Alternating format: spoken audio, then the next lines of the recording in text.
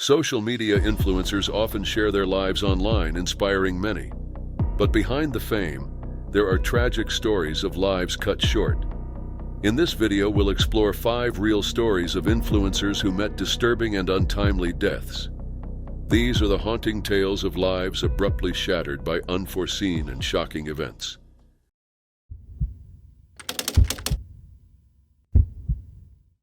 On July 14, 2019, in Utica, New York, Bianca Devins, a 17-year-old recent high school graduate, had a strong online presence where she shared her interests in emo fashion and video games.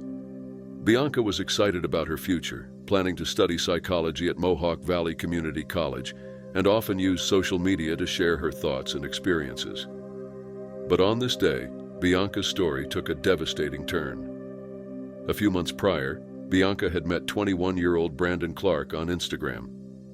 Their connection grew, though it seemed more meaningful to Brandon than it did to Bianca. On July 13th, they attended a concert together in New York City.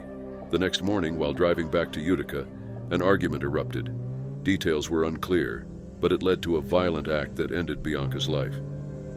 After the incident, Brandon posted disturbing images of Bianca on social media platforms like Instagram and Discord. These images quickly circulated, shocking those who saw them. One viewer from Tennessee contacted the Utica Police Department, reporting the photo of Bianca with a serious neck injury, tagged with a Utica, New York location. When officers arrived at the scene, they found Brandon beside his car with self-inflicted injuries, attempting to take his own life. Despite his wounds, he was still conscious and had been posting photos of himself online. Police subdued him and rushed him to the hospital, where he underwent emergency surgery. Bianca's family was devastated. They issued a statement sharing their grief, remembering Bianca as a talented artist and a loving sister, daughter, and cousin. They spoke of her bright smile and expressed sorrow over her life being cut short. Bianca's death resonated far beyond her family. In the aftermath, some members of an online incel community rallied around Brandon, praising him and posting hurtful comments about Bianca. For her family and friends, this additional cruelty was deeply painful to endure. Kimberly Devins, Bianca's mother, later spoke about the trauma of seeing her daughter's photos spread across the internet. Strangers would send these images to her and Bianca's sister, Olivia, or tag them in posts filled with hateful messages. The internet seemed to be relentless in its insensitivity. Bianca's friends were also deeply affected. One of her close friends, young Shim, expressed anger at those who shared the images just for views or likes, with little regard for Bianca or her loved ones. Some supporters, however, tried to shift the narrative by honoring Bianca's memory and countering the negative comments. Even years later, her social media accounts remained active, attracting both support and hate. During his trial, Brandon pleaded guilty to second-degree murder and received a sentence of 25 years to life in prison. In court, he apologized, acknowledging that Bianca didn't deserve what happened and expressing regret for his actions, though he admitted that his apology could never undo the harm he caused.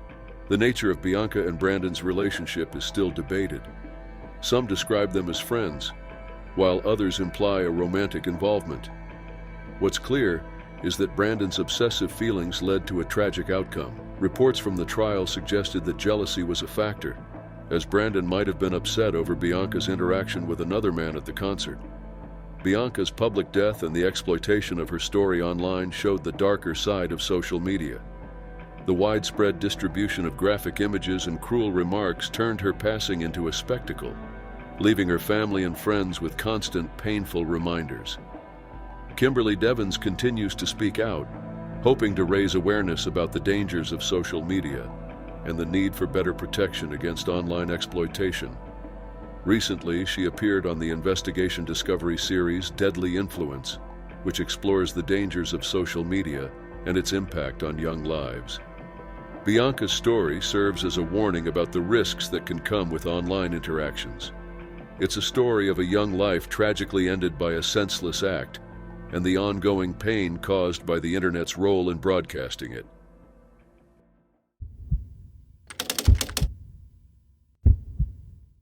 It was June 19, 2019, in Brooklyn, New York. Desmond Amofa, a 29-year-old YouTuber known as Etika, was a beloved figure in the gaming world, particularly among Nintendo fans. Known for his high-energy personality, Desmond had built a large following through his engaging content and live streams. But behind his online persona, Desmond was dealing with serious mental health challenges. Desmond's YouTube and Twitch channels were hugely popular, with thousands of fans tuning in to watch his content. However, his behavior had grown increasingly concerning in the following months. In October 2018, YouTube suspended his channel, EW Network, after he posted content that violated community guidelines. This event marked a shift in Desmond's online presence, with his posts and streams becoming more unpredictable and sometimes alarming. In April 2019, Desmond live-streamed a standoff with police officers. He posted disturbing messages and photos online, including one where he was holding a gun, signaling he was troubled. This incident led to police intervention, and he was taken to a hospital for evaluation. It was clear that Desmond was battling deep mental health issues, but despite receiving help, his struggles continued. On June 19th, Desmond uploaded a video titled, "I'm Sorry," on his YouTube channel, TR1, I Come On. In the 8-minute video, he expressed regrets to his followers, apologizing for his recent behavior. The video alarmed fans who quickly reached out to authorities. Shortly after posting it, Desmond disappeared. The next day, the New York Police Department asked the public for assistance in locating Desmond. They posted a tweet describing him as a well-known YouTuber and expressing concerns following his recent video. Despite these efforts, there was no sign of Desmond. After 5 days of searching, on June 25th, police confirmed that Desmond's body had been found in the East River in Lower Manhattan. The gaming community was heartbroken. Fans, other creators, and YouTube itself shared messages of condolences. The official YouTube creator's Twitter account acknowledged Desmond's influence, expressing sadness over his passing and sending condolences to his loved ones. Desmond's story brought attention to the intense pressures that public figures, especially online creators, face. Many experts believe that social media fame can increase stress and worsen mental health issues. Kaylee Cruzan, a researcher from Cornell University, noted that while social media research usually focuses on the general public, more studies are needed on the unique impact it has on influencers. Desmond's behavior in his final months, including the worrying messages he shared on platforms like Twitter, Reddit, and YouTube, showed clear signs of distress. Despite his fans' support, it was apparent that he needed continuous mental health care that unfortunately wasn't sustained. The online community's efforts to help him highlighted the gaps in the current mental health system, where individuals in crisis often don't receive long-term support. Rod Breslau, an esports consultant, reflected on Desmond's experience, observing that the pressures of online fame likely affected his mental state. Breslau emphasized how challenging it could be for influencers to manage such large audiences, especially in a high-stakes public environment like gaming and streaming. The tragedy of Desmond's passing sparked conversations around the need for better mental health resources for online influencers and content creators. Statistics from the CDC show that mental health challenges are a leading concern for young adults in the U.S., and studies suggest that increased time on social media can lead to feelings of anxiety and sadness. However, these studies often overlook the experiences of influencers who face unique pressures to engage constantly with their audiences. Dr. Victor Schwartz, Chief Medical Officer of the JED Foundation, highlighted the importance of mental health resources tailored to young people. He called for more proactive intervention from social media platforms, which could help connect individuals in need with professional resources. While Desmond's online community took steps to support him, there were limitations to what his fans and friends could do. Desmond's passing has also renewed discussions on the responsibilities of social media platforms to protect the mental health of their users, especially those with large followings. Many hope his story will raise awareness about the mental health struggles that influencers face. Breslau commented on the impact of Desmond's life and work, saying that he was an important figure in the Nintendo and Smash gaming communities, and that his legacy as an entertainer would be remembered fondly. Desmond's story is a reminder of the challenges faced by those in the public eye. His struggle illustrates the need for compassionate mental health support and a stronger safety net for those navigating the intense demands of online fame. His legacy underscores the importance of addressing mental health more openly and creating a system that truly supports individuals during difficult times.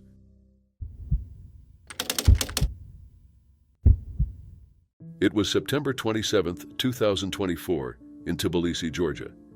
Irina Glazunova, a 27-year-old TikTok personality from Russia, was enjoying an evening out with friends. Known for her lively personality and regular social media updates, Irina documented much of her life for her followers, including her adventures that night.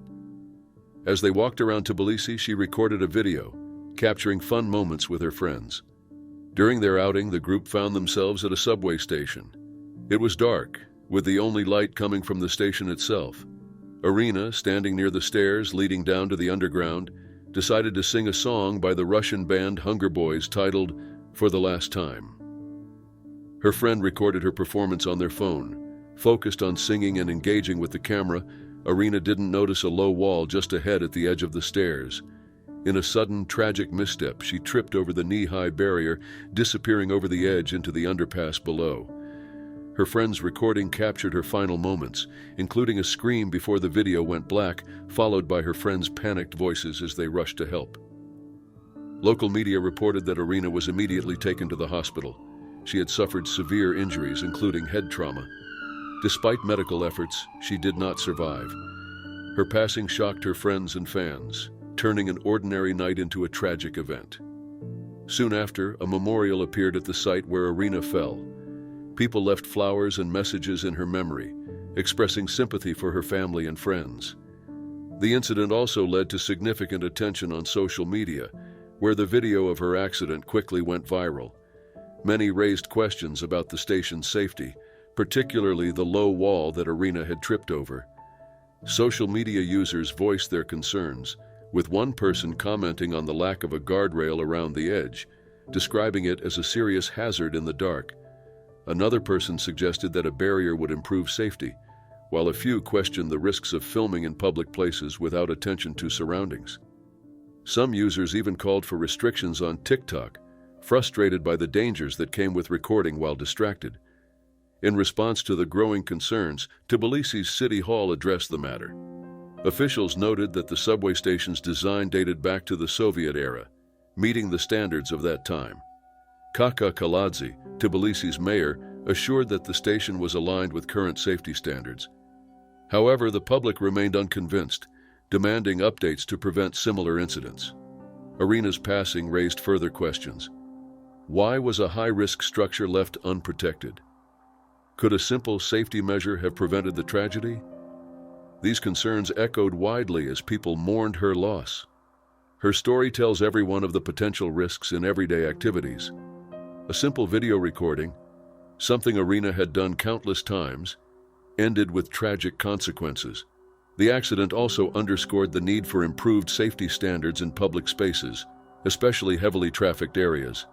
In the days following her passing, people reflected on the importance of awareness in public places and the dangers of becoming overly focused on screens while in transit. The memorial at the station stood as a reminder of a life cut short and a silent call for caution. Irina's family and friends continue to grapple with their loss. They remember her as a lively, joyful person who brought happiness to those around her. The videos she once posted for entertainment have now become cherished memories, but they also highlight the pain of her absence. The Tbilisi community also felt the impact of this tragedy.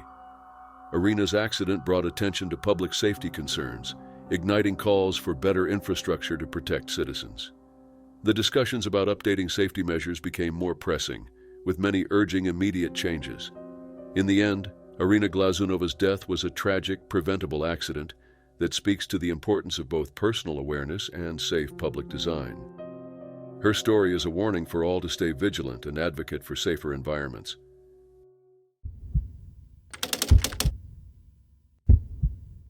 On December 22, 2021, the influencer community was shaken by the loss of Maiva Chaichinsky, known as Mava Cho. At just 32, she was a mother of 4 and had amassed over 150,000 subscribers on YouTube with her open and personal family vlogs. But behind her cheerful videos, Maiva was enduring immense hardship, facing relentless online harassment. This harassment led her to a breaking point. Maeva had openly shared her struggles in her videos. The constant online bullying left her feeling trapped, watched, and threatened. Her lawyer, Stefan Girana, disclosed that she had filed a legal complaint for emotional harassment and wrongful influence on the same day she passed away. The complaint was against her ex-husband, Adrian Chajcinski, whom she accused of using his platform to provoke others against her on social media, including Instagram, Twitch, and YouTube. The harassment included degrading comments and false claims about her parenting. Maeva's story didn't end with her passing. An investigation was launched to uncover the full extent of the harassment she endured, and new civil parties joined the case. On February 27, 2024, Adrian and his new partner were placed under judicial supervision, charged with harassment that allegedly led to Maeva's death. For Maeva's family and her last partner, Romain, this was a step towards justice. Maeva's lawyer, Girana, commented that the charges confirmed there were substantial and consistent indications of Adrian and his partner's involvement in actions that contributed to Maeva's passing. He expressed relief at the progress, noting how long the case had remained unresolved. Adrian, however, denied these accusations. His lawyer, Laurent Mortet, stated that Adrian firmly rejected any wrongdoing and was committed to defending himself. Mortet pointed out the challenging position Adrian's new partner found herself in, facing harsh criticism and false information on social media. Maeva's online journey began in 2013, and she gained significant popularity in 2018 when her YouTube following exceeded 100,000. She shared her life as a mom without filters on her channel Mavachu, an unapologetic mom. She also appeared on a reality show in 2017, which boosted her reach. By the end of her life, Maeva had 151,000 subscribers on YouTube, 90,000 followers on Instagram, and 38,000 on Facebook. However, her personal life was complex. She lived in Batilly, Meurthe-et-Moselle, with Adrien, and they ran a marketing and information business together while raising 4 children. In 2018, they even established a charity to support orphanages called Pour une petite souris, but their relationship deteriorated, ending in a difficult split. In the months leading up to her passing, Maeva filed 5 complaints against Adrian for emotional distress. However, these complaints did not see immediate action, adding to her frustration. Adrian, who went by Adrian Vlog and Blah Blah online, posted a video in response to the allegations, denying any part in the cyberbullying. He expressed sorrow, claiming he would continue supporting their children despite the conflict with Maeva. Adrian accused media outlets and other individuals of creating hatred and misinformation. In his video, which garnered over 140,000 views, Adrian read out hurtful messages that he and his new partner received after Maeva's passing. He described this as part of the continuous harassment they were facing and vowed to protect his children and counter the negativity on social media. Meanwhile, the public prosecutor's office in Epinal has not yet made an official statement regarding Maeva's death and her complaint against Adrian. Her family and friends, however, are still grieving, and they hope for justice and closure in her case. Maeva's tragic end raises difficult questions. Could her complaints have received attention sooner? Should social media platforms take more action to prevent harassment? Could more support from her online community have made a difference? These unresolved questions highlight the severe impact of online harassment and the importance of addressing it. Her story is a sad example of the darker side of social media. Influencers like Maeva can inspire many, but they are also vulnerable to the toxicity that can arise online. The loss of Maeva Chajcinski is a tragedy that calls for a safer, more compassionate online world for everyone.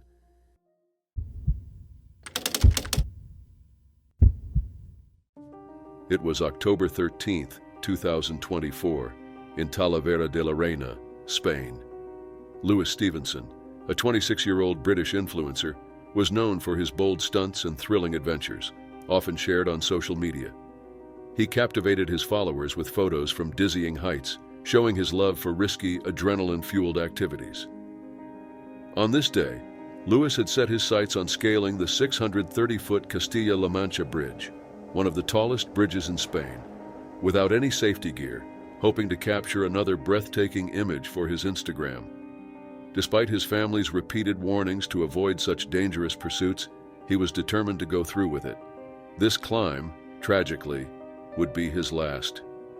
Lewis was drawn to extreme adventures, with friends and family well aware of his daredevil spirit. His grandfather, Clifford Stevenson, shared that Lewis wasn't motivated by fame or money.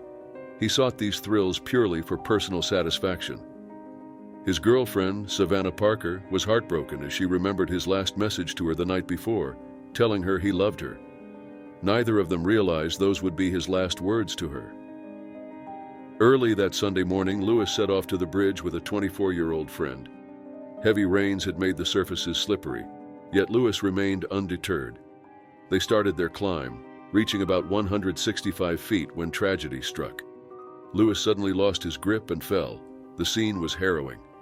A passing driver called for help, and emergency services arrived quickly.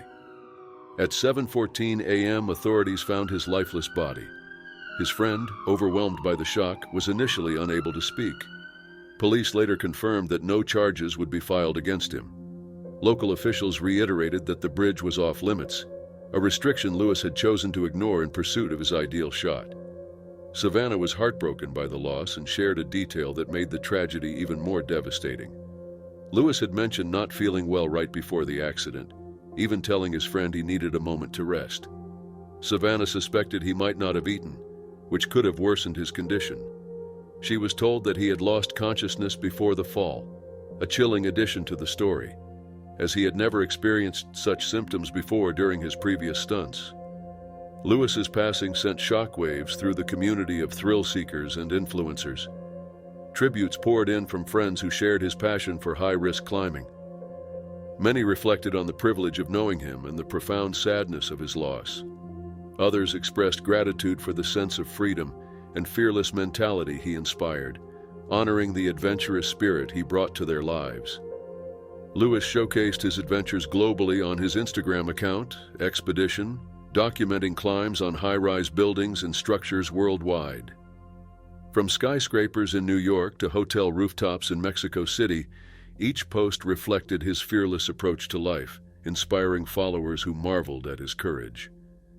Just days before, on October 3rd, he had shared a photo from the top of a Nottingham Forest stadium. Though his life ended tragically, Lewis's spirit continues to inspire his community. He will be remembered not only for his daring feats, but also for the intense passion he brought to each adventure. His story tells us about the fine line between thrill-seeking and the serious risks involved. The local community in Talavera de la Reina expressed their condolences, saddened by the tragic outcome. Macarena Munoz, the counselor for citizen security, emphasized the serious risks associated with such stunts and reiterated the ban on climbing the bridge. The town council stated the incident, underscoring the dangers of attempting such risky activities. As his family and friends cope with their loss, questions linger. What if Lewis had taken the warnings more seriously? What if the weather had been clearer? What if he had been more cautious that morning? These haunting what-if questions add to the sorrow of his untimely death.